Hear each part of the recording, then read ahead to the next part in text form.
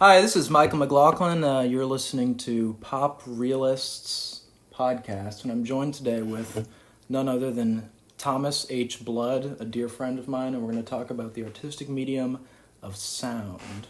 Hi, Tom. Sound in sonic space. Sound in sonic space. Tom, how you doing, buddy? I'm doing great, honestly, right now.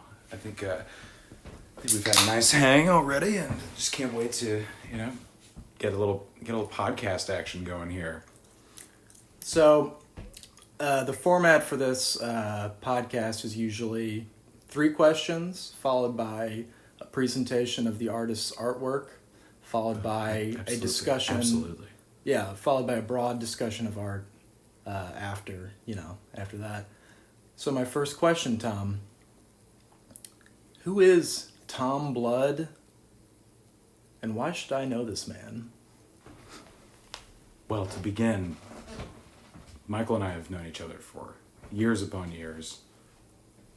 Go all the way back to the young age of, what was it, about five or six? Yeah, it was five or like, six-ish. It's like first grade. Very, very long time friends.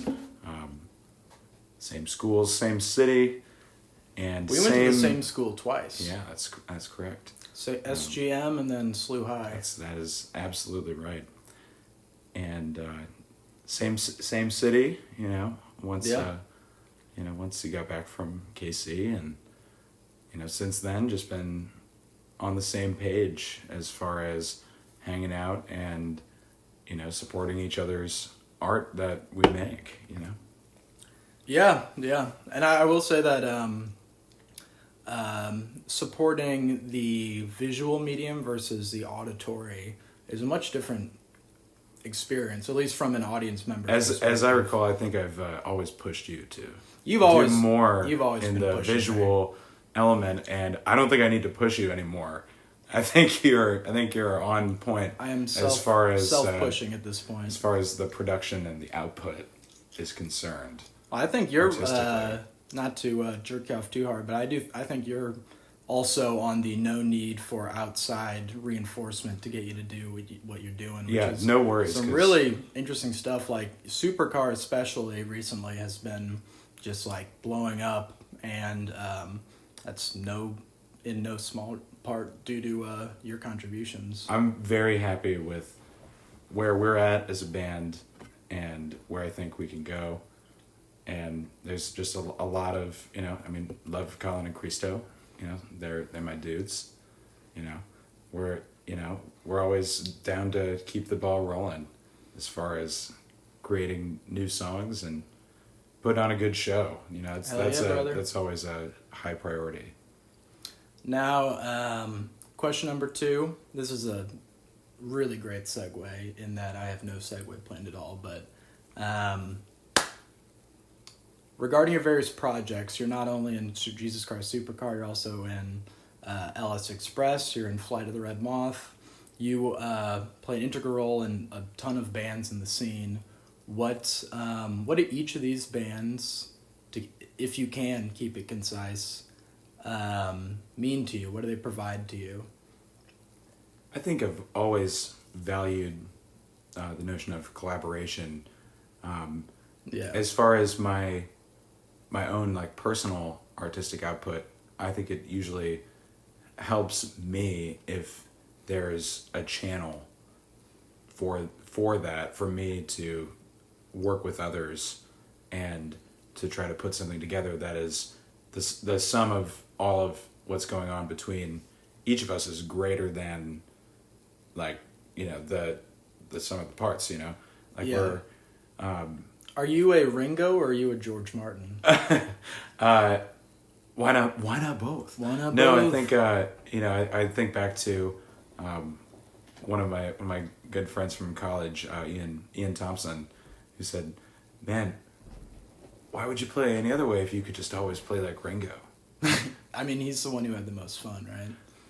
Well, there are certainly other ways to play the drums, and it's important to but that as well. But I'm just thinking about his role in the band. Oh yeah, and it's media wise too. He's the fun one. He's holding the foundation down.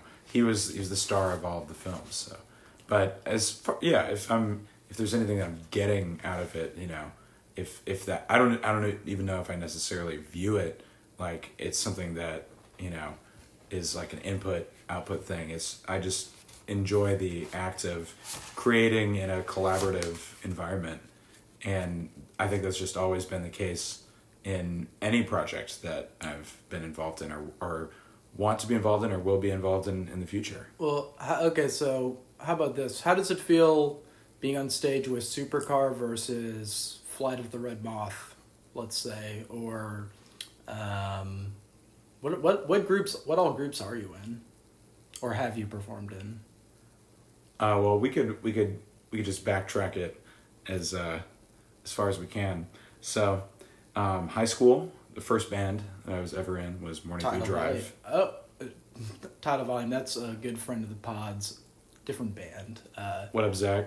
The DeSmet version of Morning View Drive. I mean, if you want to get into, band disambiguation, then that's all you. That's your prerogative. That's not mine. Yeah.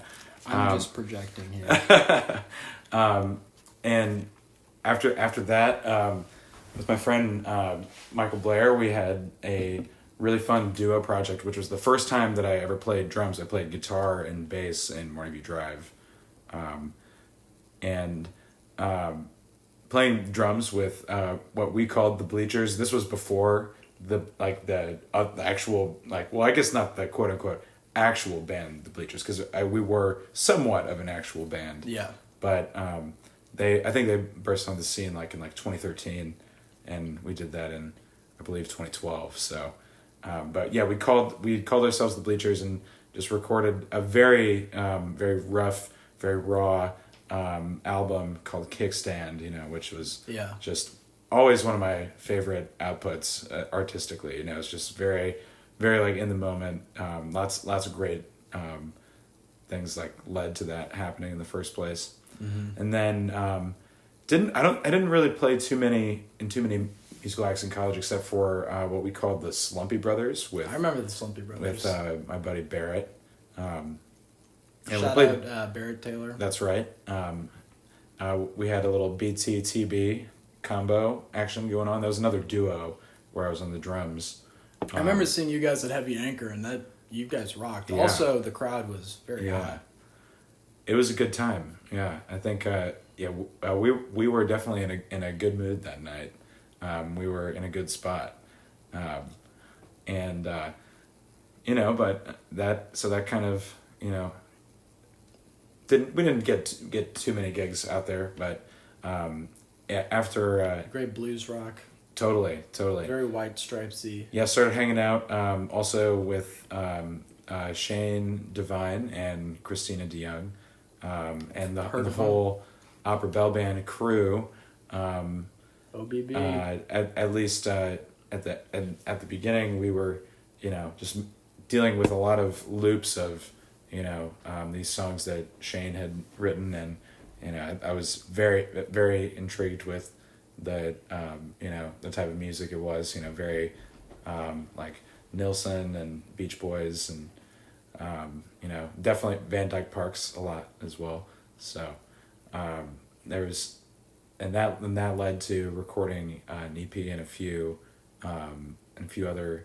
I think it was actually 2 EPs before I ended up parting ways. Yeah. And that's kind of when I dove into the Native Sons playing drums. Shouts out to Nate Lowry and the absolutely boys. All the boys, Dan T, Britton Wood, Jake Baxter, all the boys. Dream team.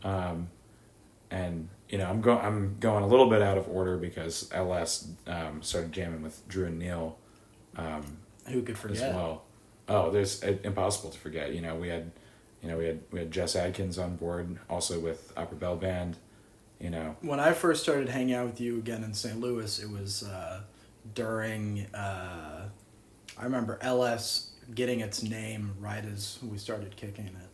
Re-kicking it, well, like we said, first grade, but it's first grade SpongeBob. It's first grade SpongeBob.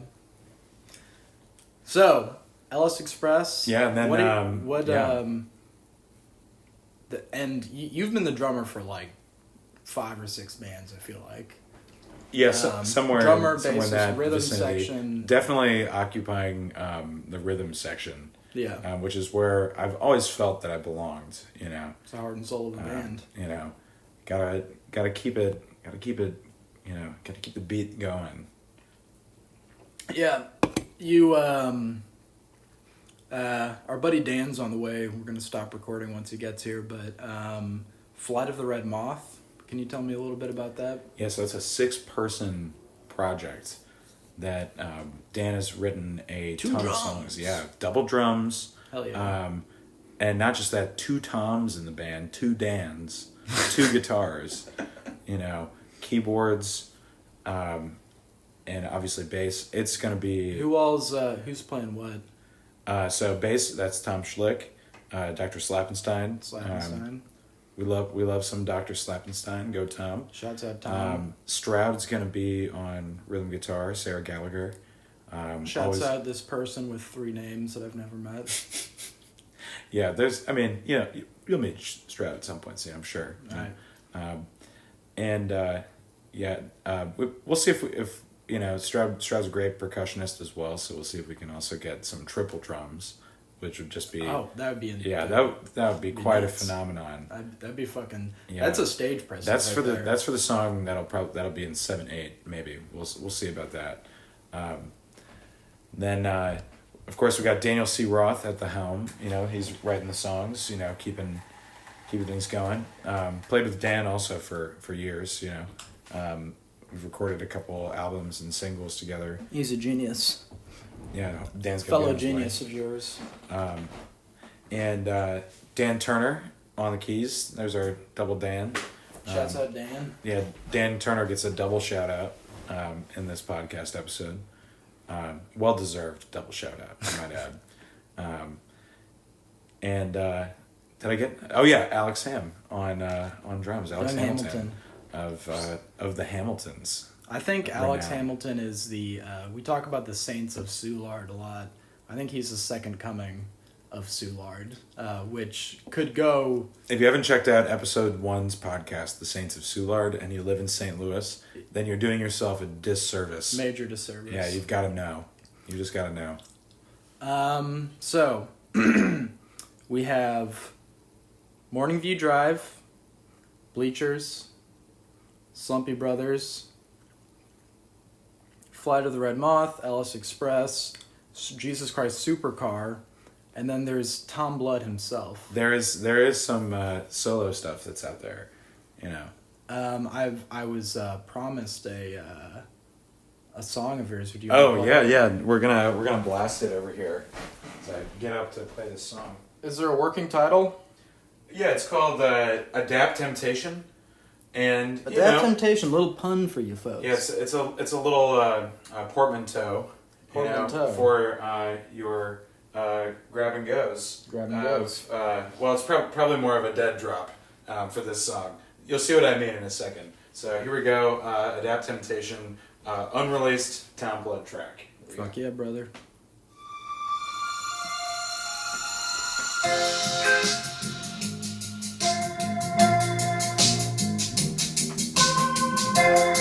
With that look in your eye like a problem price, clearly taking your own advice. Can you eliminate this week? Can you keep it sane? Can you keep it together? Can you get used to the sound of forever? Can you keep watch? Are you good in the ground? Will you float like a butterfly, sputter like a moth? Will you go where I want? Do you have what it takes? You have the president and the boogie of the breeze. Is that just the way you are? Or is that just how you appear? And is this never ending? No fear. If you wanna ride me in, somebody really good. I'll come to you. One thing sure, you've got an attitude. You might look away, you gave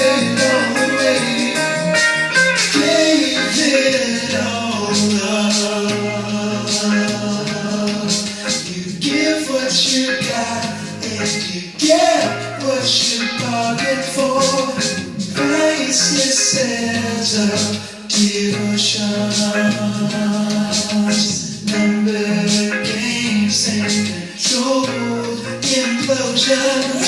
Will feel you alright here. Somebody I'll call you. One thing sure, you've got an attitude. The way you gave it all away. Paralyzed, parasites, paralyzed cigarettes, power grabs, power plays, listed power hideaways. Hard to keep sane when controlling the weather. Dreams in your brain at the pull of a lever. Hard to keep slow when the sunset glow is the planet we're on. And there's nothing like a joke to keep the real at bay. And these fake kind of words that just only pass. But when your feelings are gone and you make people feel like the worst on the wheel while you're sticking around, while you're hanging around. Is that just the way you are? Is that just how it appears? And is this never ending? Don't fear. And is this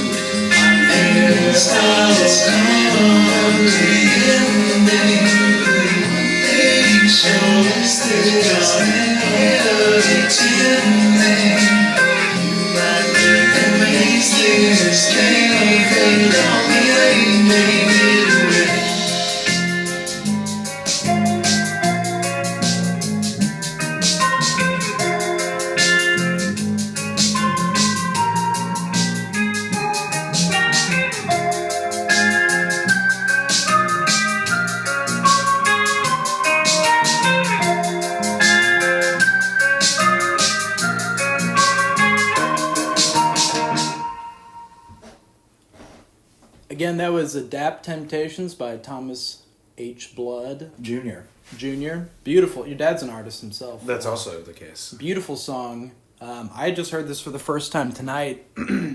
That's my second listen through, and it hit me even harder the second time. Can you talk to me about what this song is about to you?